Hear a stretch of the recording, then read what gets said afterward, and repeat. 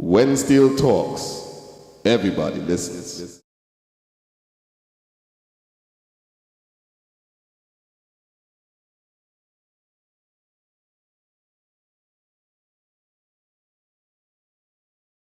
Look, it's really hot, but when Steel Talks thought it was just the right time. Ain't no time like the present to get together with the crew known as BSO, which is Brooklyn Steel Orchestra.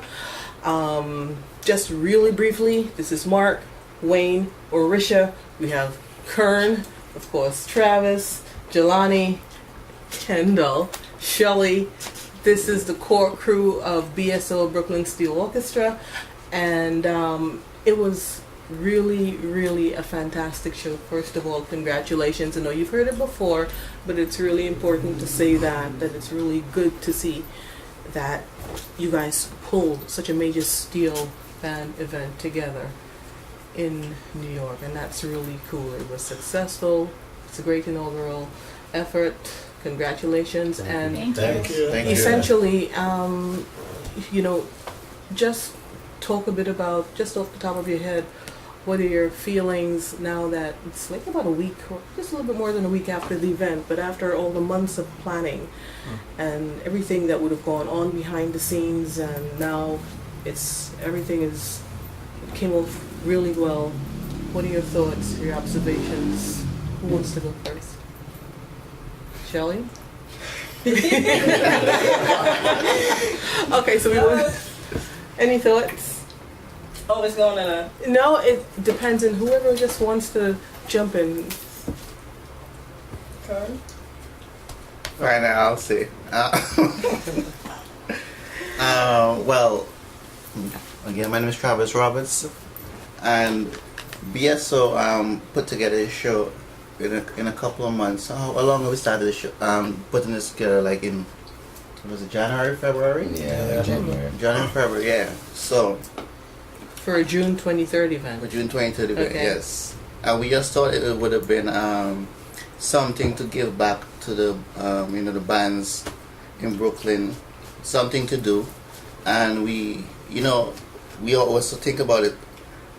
People like the competition, and they come out to practice for competition, and it's something to give back to the bands, and with a prize money of $3,000, $2,015, and each band get $800 appearance fee. It's pretty good. It's a pretty good venture, and it was a little course. It took a lot to put this show on In such a short space of in time. yes. And it wasn't an inaugural event. It's not as if like you guys have really entered into this arena before, so this is pretty good. Yeah. Before we go any further, I mean, a lot of people know exactly what BSO stands for, Brooklyn Steel Orchestra, but for the people who don't really have much of a background and insight into who you guys are and how and why you came together, could you anyone just give a brief synopsis as way of introducing yourself to anyone who does not know really what BSO is about? Well, hi, I'm Jelani Roberts. The PRO? The baby of the group. Yeah, but BSO, it's funny because BSO kind of started right in this room here. I remember when Kendall was here, we were all just sitting around, and I believe it was Karen and Travis that started making calls because America's Got Talent was hosting auditions in New York City. And Just a couple of years ago. yeah, this was like, what, 2013? Yes. Right, so we were just here, and they wanted to put together a small group that could, go and showcase for the audition, which we did. And if we had unfortunate results, we didn't get on the show. You guys didn't see us yet, but we decided that we wouldn't stop there, and we did it again the second year actually.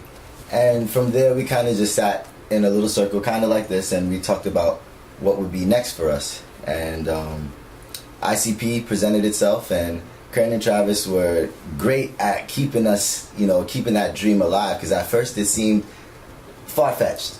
And, we tried to rally support, we started GoFundMe, we did so many things to get it to go. And just to put it into perspective, you're talking about traveling abroad Yes. to the Caribbean, Right, to travel. to the International Conference of Band in Yes. Trinidad and Tobago. Okay, so you were leaving New York, And once again, it was a financially based venture to even get off of the ground out of New York and to represent New York. Yeah.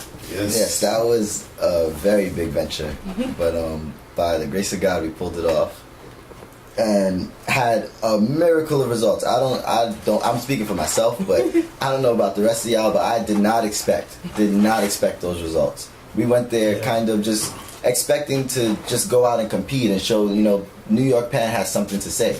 We just wanted to represent ourselves, represent the community, and we did a good job, and the results came back to us, and it was amazing. And You placed fourth. Yeah, we placed fourth. Yeah. Out of 24. Yeah, out of 24. 24 international bands. Shout outs to Kendall, Mark, and Odie. You guys did some great music there. Yeah. And that was, I believe, the first time they really seen a trio arrangers coming together. Shout out to Kern for pioneering that.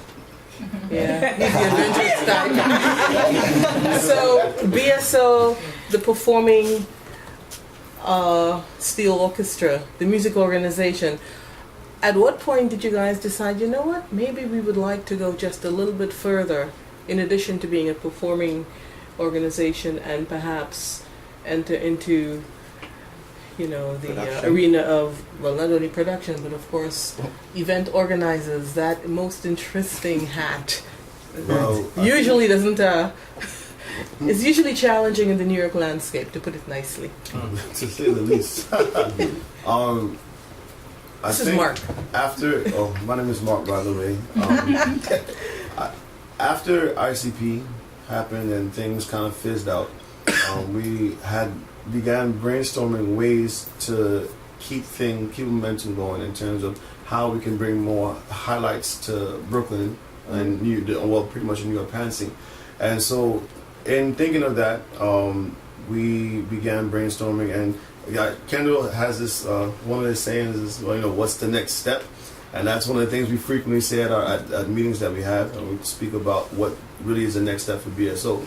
And after a lot of meetings of just trying to figure out what we want to do, or the direction that we want to go with BSO overall, one of the avenues we wanted to cover was forming an organization that can bring more highlights to the art form of Pan itself by different ways. And so I guess that, fast forwarding through time, taking that same concept and looking at the Pan and Sweep competition, that was done more so to bring more highlights to the steel pan art form itself. In New York. And on a different platform as opposed to a regular band launching or something like that. Okay, this is good. So how was the actual event organized? I mean, in terms, you had a certain number of steel orchestras, you had to find a venue, you had to decide what type of competition you wanted, maybe what music to highlight, what format. Talk a bit about how that came together then. It's actually kind of interesting, right? So when we have ideas, we share it through a chat that we have. When Kern has an idea, he shares it over and over and over, and he calls you, everybody individually, over and over. And if you have not read the message, he will call you, say, hey, check your chat. All right, bye. And then it's kind of happens like that. But the idea came about to do something of this sort. Wasn't anything specific, but it was the idea. From there, we said, all right, let's present it at the meeting. And then from that, went on to a series of meetings to refine what it would look like in its entirety. And so it was mimicked off of Pan of the 21st Century kind of thing, to give it that feel. Which is an event in Trinidad and Tobago, which is now defunct. Right. Yeah. Right. And so that event, we felt, had a certain level of sophistication to it. And so we kind of modeled it similar to that and figured if we did it here in New York, what might that look like? And so we took that and kind of BSO-fied it. Yeah. Made it look to see how we wanted to present it. And then from that point on, which was actually before Panorama in Trinidad, we had the idea, we began talking about it. Then we said when we come back, when everybody returns and things settle down from Panorama Trinidad, we'll be moving full steam ahead with that idea. And so from then, meeting after meeting after meeting becomes a refining process, things that we need, how we would begin to organize it. What were some of the challenges that you encountered? Because obviously this was a really short runway for such a huge undertaking and the first time of that. So some of the major challenges, depending on what they were, that kind of like stayed with you, and you'll know better how to move forward for the next venture? Well, the venue. Yeah, That's the number one.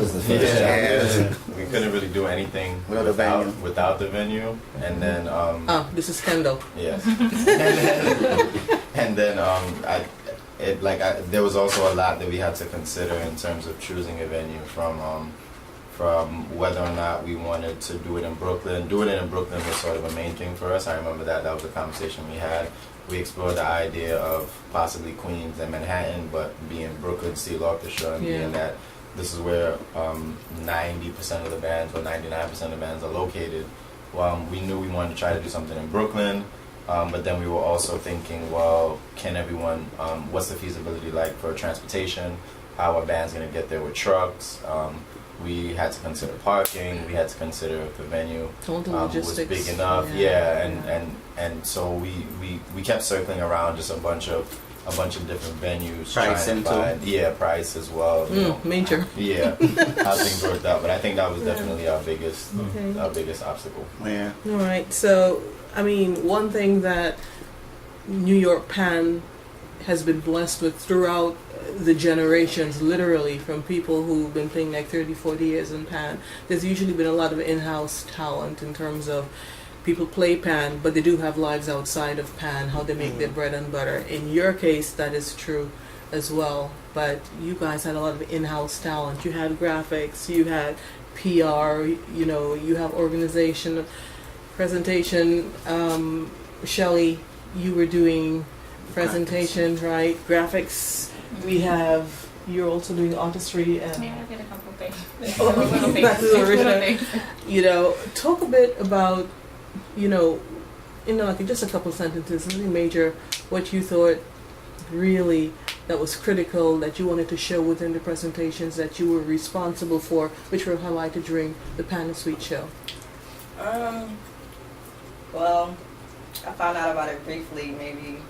I just came to the committee, so Okay. I didn't have enough information.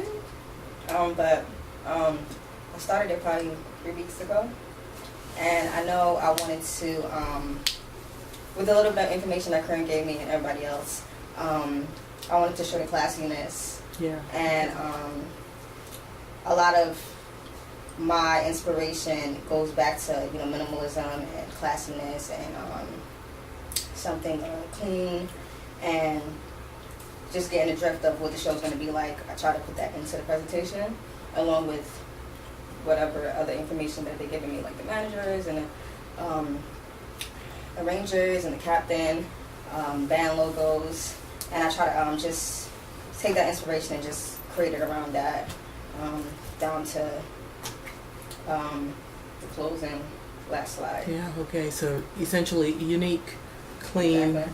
and definitely something that sticks Right. and memorable. Oh, well done.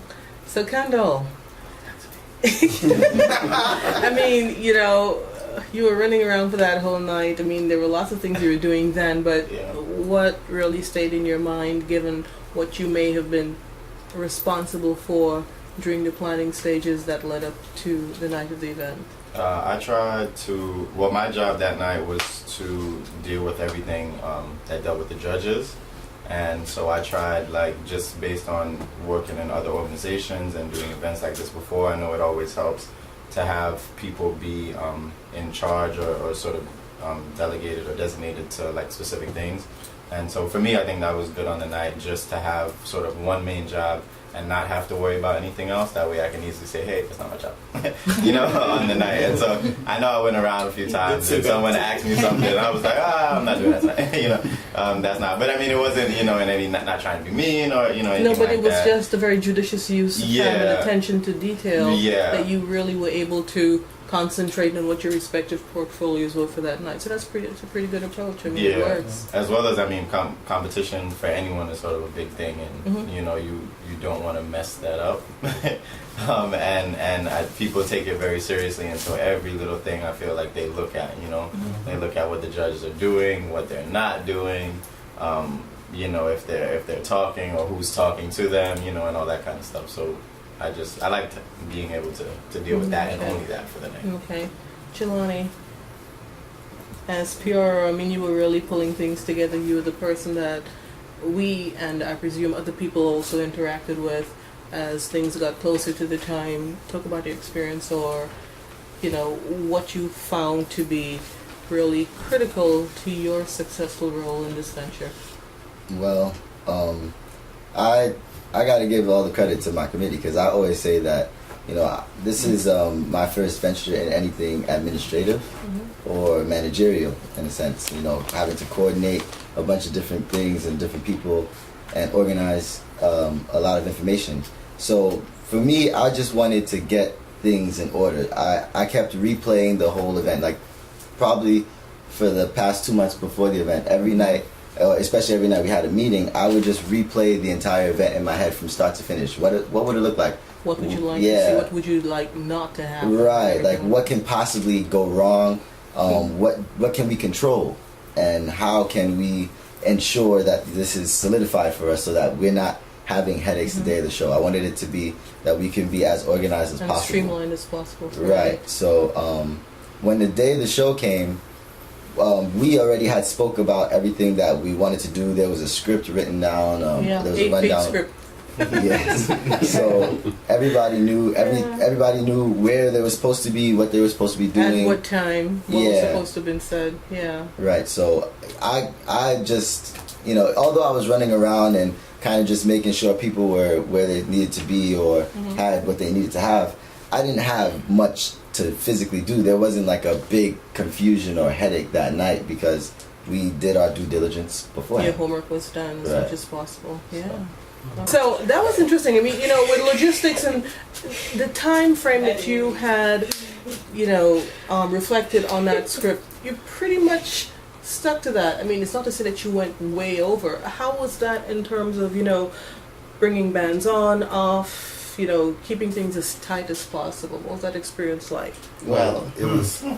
I can speak from a band perspective and looking at some of the bands that were coming in.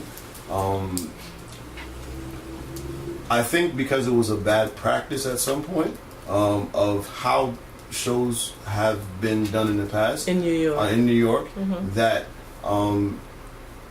number one, there's when it comes to a level of professionalism, right? There's certain ways things have to be done in a different setting, right?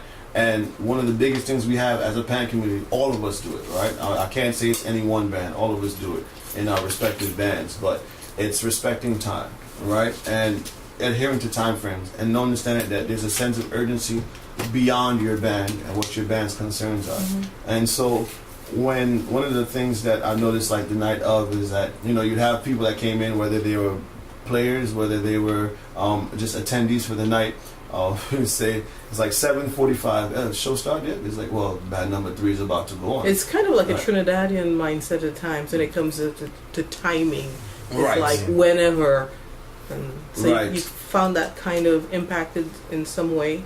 Yeah, and also it affected that in itself tells to the sense of urgency somebody may have when it comes to a show such as this or any other show that might be taking place. It's like, well, all right, let's start this. I don't have to move as fast. So like my band finished play, so yeah, what's going on? How you doing? And then we speak before we have to move everything on, and then you kind of have the stage hands who are there to say, well, you know what? Let's go. We got to pick up the pace. The next band to come on. Let's move your stuff from here to here. This is how it's gonna work. You know what I mean? You have stage hands to tell you, all right, at this point in time, your pans have to move from this point to this point. You have to make sure and communicate to your players.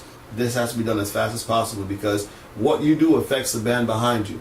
And so, if we can keep up a practice such as this, I think we can be on the right direction to how events should be in New York. You know what I mean? Well, it's interesting because you guys are thinking of Panama Suite 2019. I mean, that's no secret. You actually put it up in your presentation, Shelley, as the show was closing. So, I mean, because BSO was the organizer of this event, because you all ran as tight a ship as possible, because you let certain things be known, this is what is expected. Not only that, that's how the show ran. There wasn't any, you start a half hour late. I think you guys started just a couple minutes after the official start time. I mean, the anthems went up and things got going. And do you think that for your next show, that people would be, to be perfectly blunt, more or less trained when it comes to a BSO production? Things are going to be starting on time, bands are going to be moving on and off, we know what we need to do. This is not the average show that has been happening in the past, BSO, Panasweet 2018 being the exception, and that, things can probably all go well for the future of organized steel pan events in New York. Here's the trick. Yeah. To be consistent is the only way you can train anybody, right? Because for example, with what I do on a day-to-day basis is dealing with kids, and if I realize if I say this today and then that changes tomorrow, they then lose that whole train of thought, right? And they can do whatever they want. And so when it comes to stuff like this, then it's a matter of saying, well, you know what, we need to, if we don't do it consistently, or we don't do it the same way next year, then we open ourselves up into a world of problems, because then you'll have people to be outside and say, well, you know what, I thought all this say. No, but the whole thing is BSO is consistent because this is BSO. BSO is expected to do this for Panasweet 2019, and that's all you guys can be responsible for, or any event that you guys are behind. Whatever happens with other shows, we can but hope that they step up and continue what has been exhibited. So I think that's pretty much. Well, I know we can only speak for BSO, and we don't want to dictate the pace of how anybody else runs their shows, but I know for our show, how we did it before, we look to refine the process. And we've already been speaking about things we can do better or improve, that that we saw loopholes in certain situations and what might be better for bands overall in their situations, and then apply that for next year. So when that does happen, we have to make sure that we as an entity stay consistent, and really and truly that people hold us accountable for it, because they will at the end of the day, because we're doing this and we expect them to participate, so why shouldn't they hold us accountable for it? All right. So Travis, your thoughts in terms of what you had to take care of, what you got done, your observations for the evening, for the event overall? Well, my job that night basically was to help out on the stage, to get the bands them off and on as fast as possible. And I think we did a pretty good job with most of the bands, and most of the bands then comply. And you had 7 steel orchestras competing. Yeah, help out. Myself and Wayne was basically lifting and moving and. So it's like the same old thing. Yeah, I mean that's what we do. You had to get it done, yeah. And it's a matter of, I always said, it's like basically you have to help. The bands have to help themselves to get out the stage, and a lot. I ain't gonna say nothing but that, but yeah. So I mean that's what we was there for, basically to make sure to make sure that things stayed on time as much as possible in terms of moving instruments. Right, and I think we did a pretty good job, because when I look at the time when the last band was we had a lot of time still to spare, and and that's very rare. Time management, very rare when it comes to planning. Yeah, normally it'd be like the last band, and over the time, and you rush the band to get off and all that. BSO did an awesome job when it came to time management. That's just what it is. I mean, in Pan in New York. Your thoughts, Mr. Kern?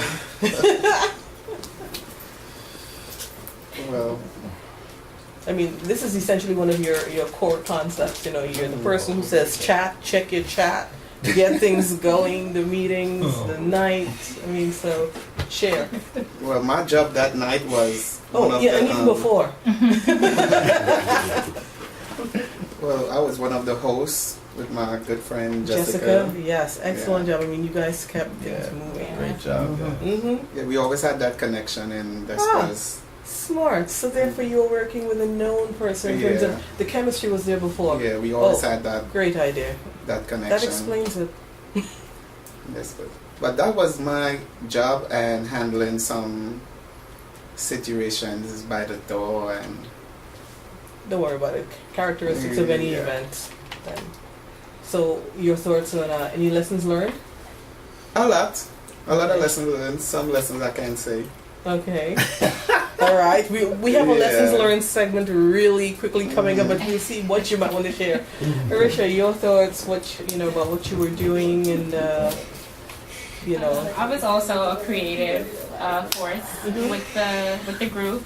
I wanted everyone to feel special. I feel like making sure everyone had name tags, they were able to sign in, making sure bands were acknowledged, like the players, they were all given certificates of just participating in the event. I did the bios, like did some research. I did make some phone calls to make sure I had the accurate information for the people receiving the awards. Yeah. I compiled a program, so I'm more of a creative person. I like to articulate certain things, so that was my role.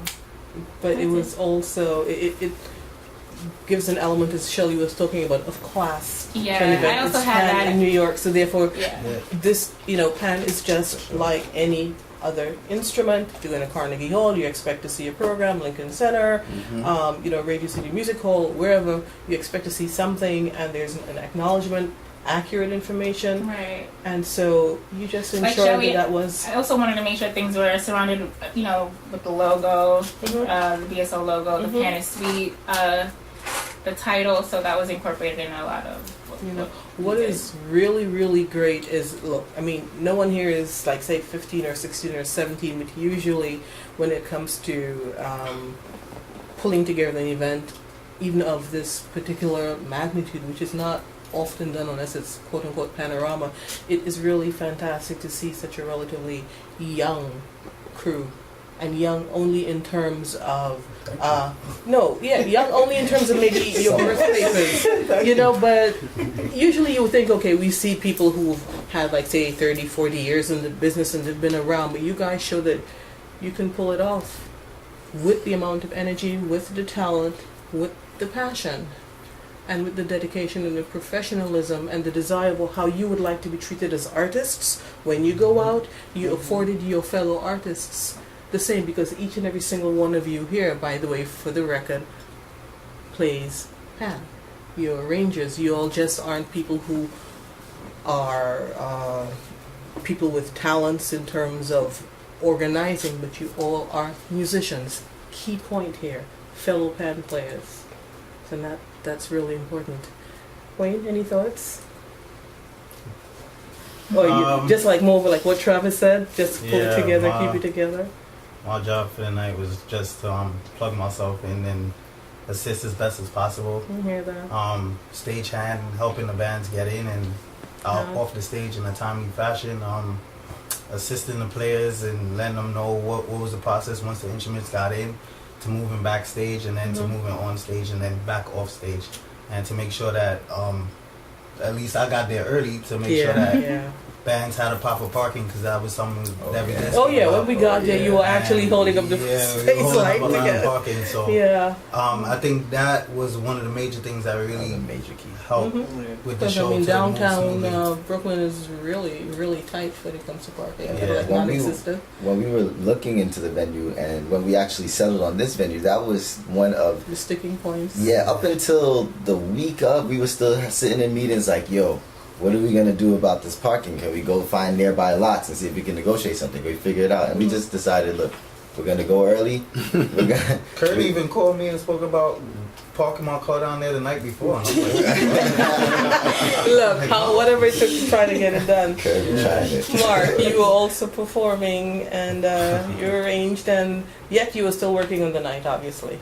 That was a very interesting night because I was pulled in a lot of different directions that night. Yeah, unlike Kendall, kind of like made sure that he was solo on one particular responsibility. You didn't have that luxury. Right. So after we played the band I arranged for the Pan Stars, we played position number 1. And everybody said, "All right, so you can relax now." I was like, "Nah, I can't. I'm not allowed to." So I kind of stayed outside in the area to make sure people were still moving around and stuff like that, and I had to then help with, of course, with station and then come back and do the same. But I think one of my biggest takeaways from the night, even though I wasn't able to be as hands-on as I would have liked, I've learned that being bold enough to have an idea and keep that idea going despite what any challenges people may present and say that, or give reasons they may give for it to not be a success, having that boldness to see it through to have that idea in the first place and say I want And to to do go this, for it and put the work we in. can put this together if we really put our minds to it, and then having the tenacity to see it through to the very end, because all the way up until probably 2 minutes before the building had to close, we were saying, all right, making sure the last things were done and making sure everybody got out of the building. And then afterwards, now still touching base to see what happens, what's the next step from there, who gets contacted, how do we keep track of what happened for the night and all that good stuff. So it's understanding that even though the show comes and goes, there's still things that have to be spoken about afterwards, and also there's a long planning process beforehand. So that tenacity to see everything through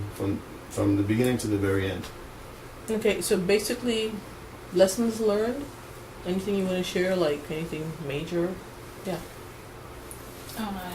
Oh, okay. Well, I'd say a lesson I learned was the importance of administration, or organization, I should say. Like just having things in order and in a timely fashion. Like it definitely helps the event flow or your idea come to fruition if you have all the steps planned beforehand. And I know that, in the past, a lot of things I've been a part of were kind of just, As the ran, chips- yeah, the chips just like, yeah, we're gonna figure it out. Yeah, Yeah. it's like there's no real plan or no true structure to it. It's just like kind of feeling it out, or I feel like in this event we did a good job of staying organized, but we can still do even better, right? Yeah. And there were a lot of things that we learned about how to administrate the bands and how to keep everybody organized, how to be transparent, because as you said, there are people within our brain trust that are actually a part of the band. So if we host a competition, we now have to be transparent so that it doesn't look a certain way to the public. So there were a lot of things that we learned. We've been speaking to a lot of people about how they felt with the event, and Yeah, so we'll touch on feedback in a little bit. Yeah. right, and those things help us to build and be a better organization. Lessons. Anyway, no. I don't think you have anything to share. It's not a major thing. I mean, for the most part, I think I agree with Jelani as well. Just the plan in terms of planning. I think especially. I mean, this was our first event like this of this caliber. But then, as much as some people would say that like this is successful, like we also threw a party in December that, for lack of better words, failed. And I think that was also okay because that helped a great deal in us. Yeah, it was a great learning process for this event in how we do things beforehand. And I think that that sometimes organizations don't get a certain level of maybe due credit for being able to do something. Like we started something, we did something, we tried something to be able to give something for the community, which was a part of our mission statement as BSO and sort of how we started. Because I remember as early back as the GoFundMe, when we first did our GoFundMe, one of the things that we said is that by people donating to us so that we could make it to Trinidad for ICP, that we want to be able to give back in some sort of a way. And we've most of our meetings, if not all, have really been about how we can give back to the New York community in some kind of way. And I think even though we may not have done as much as maybe some people would have liked, and we've learned also in this process that you can't please everyone. I think that the biggest takeaway from me is that we took a step in the right direction, or we took a step in a direction, and making something happen. And then, like Mark said, just being able to follow through with something, I think was also a big step for all of us, and that was sort of a big takeaway as well, just being a part of this organization and seeing that. Okay. Any more lessons learned you want to share, or I think you can teamwork. teamwork Is a lesson. When we sat down, we first spoke about it. I believe it was Jelani used the term. It seemed far fetched, but teamwork it shows that if you have a team of people and everyone just takes a part or a section or responsibility, and they work on that, so much could get accomplished in any amount of time. And just working with this committee and seeing us tackle ICP, and I remember when I first heard about that, and I was like, Trinidad? How we getting to Trinidad? We don't have no money, and like, how's this going to work? But again, the committee, everyone just tackled. They took on the task and the responsibility, and that was accomplished. And it's the same thing with Pan and Sweet. Everyone just really took on the responsibility and pulled it off. I mean, at the end of the night, it was like, for me, I know for everyone else probably felt the same way. It was really a satisfying feeling.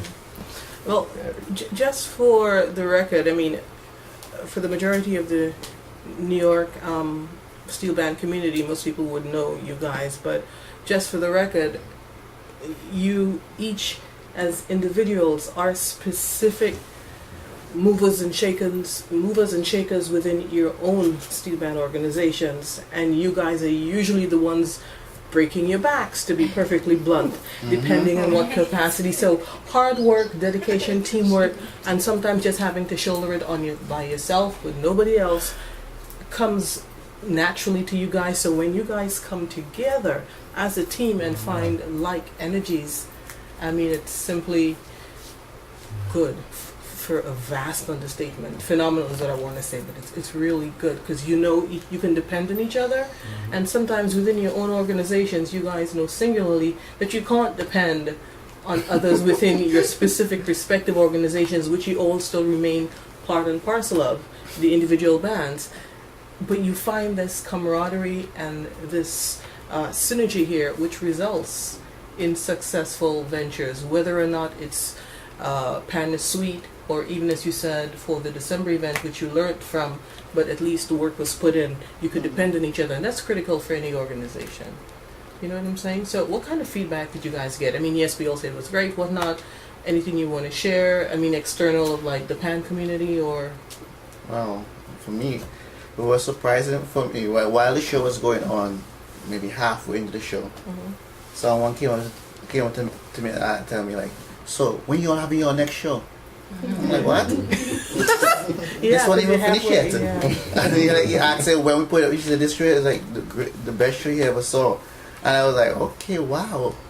And that was like, you know, that touched me because like so much work we put into this, and see the production that came off that, you know, everybody had a hand in, and the show haven't even finished, but people want us to do something already again. So yeah, that was, I was like very, you know, touched with that. Actually, the stage hands, the people that were doing the miking, that would be Jen Starr and Valerie and Jeff. Right. For the roulette staff, they came up to me after, I believe, Steel Sensation performed, and the lady, she goes, I'm like, oh, how you enjoying the show? And she's like, that last band changed my perception of Pan. Because we saw them when they went on the stage and they were going to remove the microphones. They were applauding as they walked to the stage to remove the microphones. And I was saying, Trevor, I said, that's the only band they've done that with.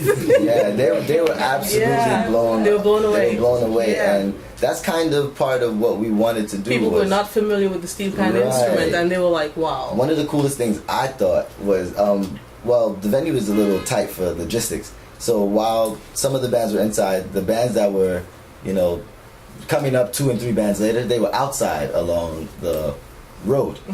And they were just, you know, it's downtown Brooklyn. There's a Atlantic Avenue. Atlantic Avenue. It's a big melting pot of people. A lot of people who probably never seen Pan or in this capacity. And there were people that were walking in. I know we had some people buy tickets just because they heard the Pan and they walked in the building and bought tickets. There were That's people, a good thing about being in New York. People can just walk in off the street and like, this looks cool. Right. And they just walked in and they were a part of the experience. There were other people who were watching the bands practicing. Like I know Steel Sensation had a couple pans set up outside and they were just, you know, warming up. Through, And there were people walking by in awe of that alone. So, you know, just for them to see the culture and to see our people outside of our community showcasing what we do is good for us. Excellent, yeah. I think one of the things that hit me the most was I got hit-ups from a few people overseas based off of the live feed that we had, and said, boy, this is nice. This is something that's really nice. They're able to give their feedback on what they thought about some of the bands that performed. Are able to give like little critiques about certain things. But overall, the fact that it spanned that far and allowed people access to what's going on, and also with those who saw it, they shared it within their communities themselves. I think that was a great thing. So.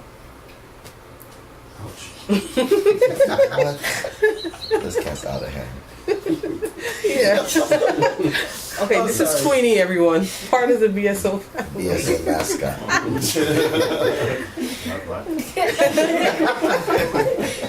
Queenie.